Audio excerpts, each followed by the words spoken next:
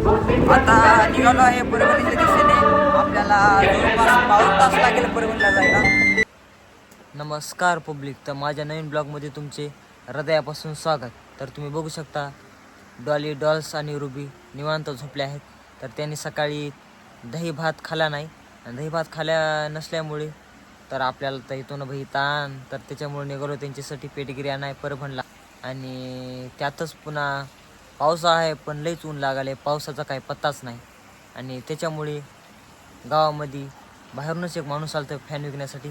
तर आम्ही फॅनसुद्धा घेतलेला आहे त्यासाठी, तर दाखवतो तुम्हाला. तुम्ही अजून म्हणताल फॅन घेतला, पण किती रुपयाला घेतला? 3000 रुपयाला घेतला भाई.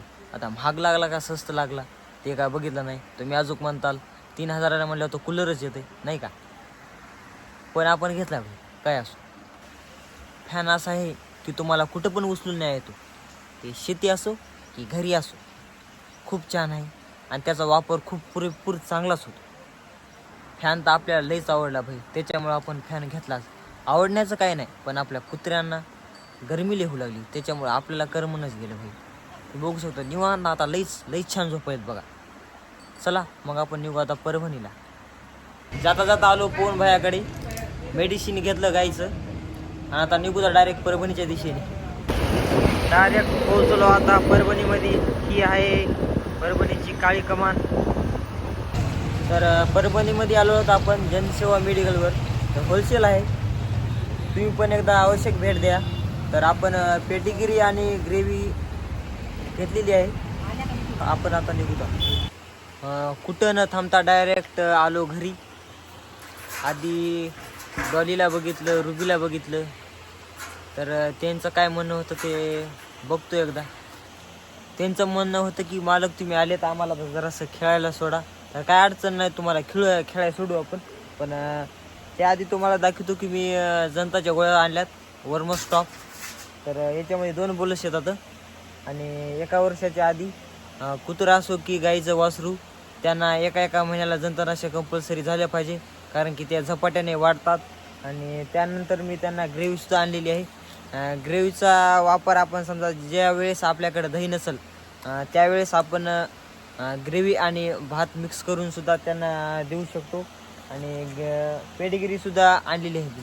तर सकाळी एक टाईम मी पेडिगिरी ठेवत असतो, आणि दुपारी दही आणि भात ठेवत असतो, आणि रात्री भात आणि ग्रेव्ही ठेवत असतो.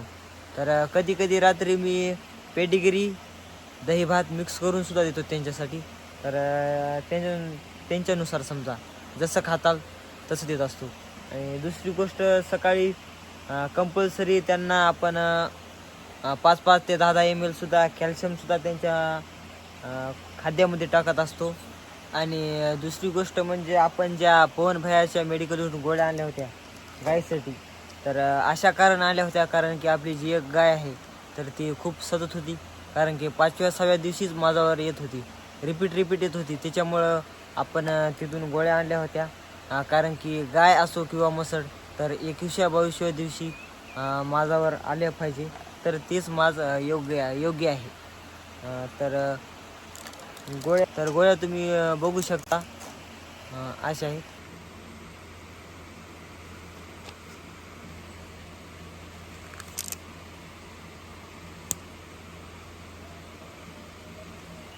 इस्ट्रोफिट बुलं जे आहेत, तर तुम्हाला ह्या 7 गोळ्या येतात, आणि तुम्हाला 7 दिवस आहाराच्यात, म्हणजे दिवसाची 1 गोळी तुम्हाला चारायची आहे. तर दुसरं पाकिट म्हणजे कॉन्समॅक्स. तर कॉन्समॅक्स तुम्हाला 14 गोळ्या येतात. तर गाय भरल्यानंतर तुम्हाला 14 दिवस गोळ्या चारायच्या आहेत. तर दिवसाची 1 गोळी चारायची आहे तुम्हाला गाय भरल्यानंतर.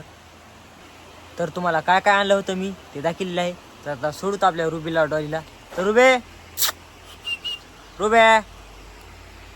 बघा, नुसता आवाज दिला तर नुसता गेट पशी येतात. त्याला माहिती आहे आता मालक सोडणार आहे. डॉलीला माहित आहे ह्या दोघी गेली की आपण आपोआप मागे येतो, त्याच्यामुळं काय अडचण नाही. तर सोडू त्याला आता.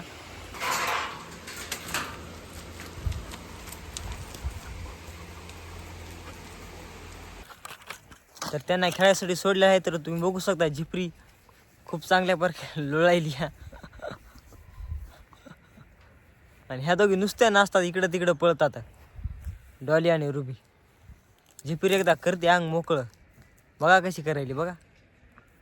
तुम्हाला दाखवतो आमच्या रुबीची कला काय करते आता.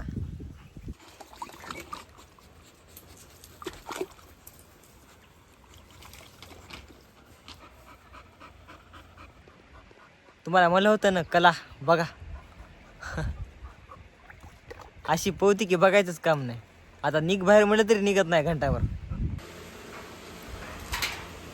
सगळे आले आता. रुबी पण आली. मला वाटलं येत नाही काय की, कारण की एकदा हौदात गेल्यावर रुबी तर यायचा पताच नसते रुबीचा. आणि आमचा चायना गेट कसा आहे बघा एकदा. मस्त आहे का नाही. एकदा सांगा तुम्ही पण कमेंटमध्ये. तुम्हाला अजून एक सुचवलं असेल अजून कसा आपण गेट करावा कुत्र्यांच्या याच्यासाठी तर सांगा नक्कीच मला. तर डॉलीला रुबीला सगळ्याला घातला आपल्या चायना गेटमध्ये. आणि लगेच अंकलचा फोन आला. अंकल म्हणले की सोलारची आपल्या फिटिंग झालेली आहे तर ये बघायला. तर जाऊ आपण आता अंकलकडे.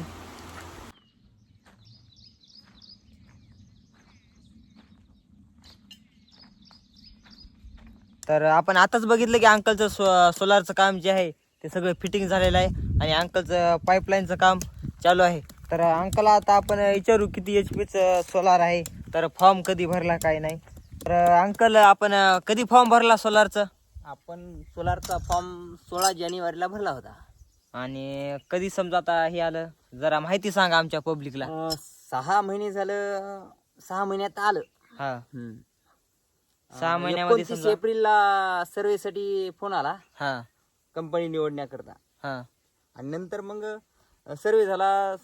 आता हे किती जून. हा. तर हो जून मध्येच 2 तारखेला काहीतरी आलं ते सर्वे. जून मध्ये 2 तारखेला आला समजा. हम्म. आणि नंतर नंतर 8-15 समजा 8-15 दिवसात आलं सोलर. 8-15 दिवसामध्ये समजा सर्वे झाल्यानंतर सोलार आलं तुमचं. तर सोलार आल्यावर किती दिवसाने फिट झालं? सोलार आल्याच्या नंतर 3 दिवसात फिटिंग झालं. आणि अंकल सोलारच्या पाटे किती आल्यात एकूण? एकूण पाट्या आल्या आता 9 पाट्या आल्या. 9 पाटे आल्यात. ठीक. आपल्याला परेशान व्हावं हा. लागलं. कंपनीला फोन लावून ते कंपनीचे माणसं बोलून घ्यावं लागले. माणसं बोलून समजा त्यानं काम तेवढं केलं नाही. नाही काम फेल काम केलं. GK कंपनीचं सोलार आहे. हा. 5ची मोटर आहे. हा पण कंपनी चांगली असेल आपल्याला हा. ते म्हणायचं नाही. हा पण ते माणसं जे लेबर आहेत हा ते एकदम फालतू आहेत. हा. फालतू म्हणजे इतके फालतू की त्याचं नाव सुद्धा काढलं तर त्याला पाण्यानं छाणा वाटते मला तर. अरे बा तर तुम्ही कारण बघू इतकं शकता. परेशान केलं ते ना हा. बघायचंच काम नाही. आणि सगळं तुम्ही अर्ध तर सगळं तुम्हीच काम केलं समजा सोलार. अर्ध नाही समजाच फक्त त्याला पाट्या उचलून दिल्या. फक्त त्याने नट लावली आणि नट टाईट केलं नाही तर ते काय म्हणत होते हा की नाही ते लॉक होतात. नट लॉक होत असतात. दुसऱ्या दिवशी पाट्याला लपू लागले. पुन्हा नंतर मला फिट करावं लागले. आणि समजा तुम्ही जे सोलारचं ते आपलं काय म्हणतात मोठा रॉड आहे तर ते जमिनीमध्ये किती फूट घातलाय खाली? ते 5 फूट घालाय पाहिजे. हा. पण त्याने मला खड्डा पण करू दिला नाही. नाही म्हणजे काही त्याने गरज नाही. किती फूटचा खड्डा केलता? 4 फुटाचा खड्डा केला. नंतर मी अर्धा फूट पुन्हा घातला. तर ते म्हणजे हेतले बकळ झालं. हा. काही गरज नाही तेवढं. बरोबर आहे ना. आपण जर बघू शकतो की शेतकऱ्यांना पुन्हा पुन्हा सोलार घेणं होत नाही. तर एकदाच समजा आपण केलं तर एकदाच शेतकऱ्याचं असं मत येते की समजा एकदाच केलं तर टाईट काम करावं. आणि अंकलचं सुद्धा आमच्या एकच मत आहे की अंकलनं सुरुवातीपासूनच एकदम टाईट कामं केलेली आहेत. आणि अंकलला वाटतं की कामच जमत नाही. ढिलं कामं अंकलला जमत नाहीत. तर आता सोलारचं बघितलं आहे आपण की सोलार खूप चांगल्या प्रकारे आता फिटिंग झालेली आहे. तर अंकलचं आता पाईपचं सुद्धा काम चालू वाल चालू टाकणे. वाल 2 मोटरला 2 वाल टाकायचे. हा आणि समजा आभाळ फिबाळ आलं तर समजा ही मोटर चलावं लाईन वरची. पावसाळ्यात जर आता ढगाळ वातावरण झालं आणि आपल्याला हळदीला जर ड्रिचिंग करायची असेल, हा औषधं द्यायची असतात, हा. तर मग लाईट जर असली तर लाईटची लावून द्यायची ती. आता जवळपास 1 महिना व्हायला आहे तर एक तरी पाणी पडलं का नाही आपल्या इथं? आपल्या इकडे पाणी मोजकच पडायले. पाणी आपल्या इकडे पाणी असंच पाळ्या वगैरे व्यवस्थित समजा काही राहिलेलं नाही शेतातलं काम. हा फक्त आता पावसाची वाट आहे. शेतीचे सगळे काम आवरलेले आहेत. हो. तुम्हाला आता शेतीमध्ये कोणतं पीक घ्यायचं आहे? आता हळद, कापूस, सोयाबीन. हा बरं पिकं बरं. घ्यायचे. 3 पिकं घ्यायची आहेत. हो. मग आता पाणी पड नाही. पाणी पडन. थोडंसं लेट झालं ह्या वर्षी. ह्या वर्षी समजा आता हे जून महिनाच गेलाय. गेल्या वर्षी काय म्हणत होते, लय पाऊस झाला लय पाऊस झाला. हा. ह्या वर्षी आता पावसानं दांडी मारली. बरं तुम्हाला काय वाटते समजा की पाऊस ची जी ही आहे पातळी आहे, तर हे पाऊस कमी कशामुळे व्हायला? पाऊस कमी, आता हे पाऊस मान्सून लेट आलं. हा. हम्म.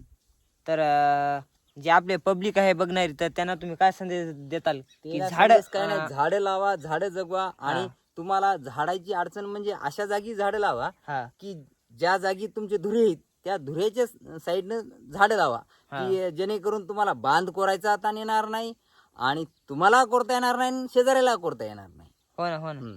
आणि एकतर झाडं झाले जास्त तर हे टेम्परेचरचं कसं राहील, लिमिटमध्ये राहील. लिमिटमध्ये म्हणजे एकतर जास्त लई ऊन होणार नाही आणि लई हे बी होणार नाही, म्हणजे टेम्परेचर नॉर्मली राहील. आणि आणि सध्या- नॉर्मली टेम्परेचर राहिलं हा तर काय होणार, जे येणारा मान्सून आहे, पाऊस आहे, त्याच्यावर परिणाम चांगल्या प्रकारचा पडते. हो ना, हो ना. म्हणजे समजा आता झाडे जेवढे जास्त राहतील तेवढं चांगलं. तेवढं चांगलं, समजा जास्त आपलं पाऊस काळ होईल.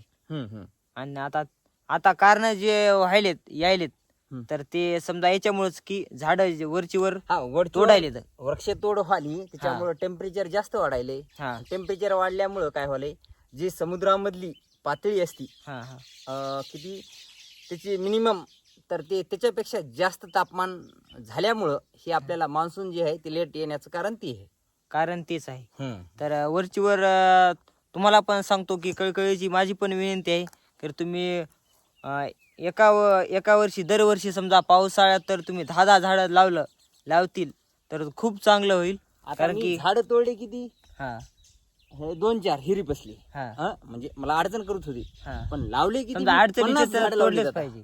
आता 50 झाड आहेत. कोणचे आहेत? लिंबाचे, आंब्याचे 10 आहेत 10 आणि लिंबाची 5 आहेत. तुम्ही समजा आता विकत घेऊन लावली आहेत. इकत काही ते आठवड्याची झालेली तयार होती रोपटे, तेच उपटून येऊन धुऱ्यानं लावली आहे तुम्ही? धुऱ्यानं लावलेली. बरं बरं बरं. त्यांना ती आता पुढच्या व्हिडिओ मध्ये आपण ती दाखवू झाडं पण. ठीक आहे. चालते, आपण पुढच्या व्हिडिओमध्ये ते सुद्धा बघूता. तर तुम्ही बघू शकता सध्या ह्या वर्षी पाऊस काही तेवढा दिसत नाही, कारण की अख्खा जूनचा महिना गेलाय. पाऊस एखादाच कुठं पडलाय आणि कुठं तर अख्खा सध्या कुठंच पडला पण नाही पाऊस. तर सोलार पण आपण आता बघितलेलं आहे. आणि शेतकऱ्यांना माझं एकच मत आहे की दर पावसाळ्यामध्ये तुम्ही 10 तरी झाडं लावावे, कमीत कमी 10 तरी झाडं लावा. तसंच आपण म्हणतो की जल ही जीवन आहे, तसंच येणाऱ्या काळामध्ये होईल की वृक्ष ही जीवन आहे. तर व्हिडिओ आवडल्यास नक्की सबस्क्राईब, शेअर, फॉलो नक्की करा आणि पुढचा ब्लॉग बघण्यासाठी तत्पर राहा. तोपर्यंत बाय बाय. आभान पंख हे पसरले, सावलीचं झाड हे बहरले, सुन्या मुलखात कोणी आपले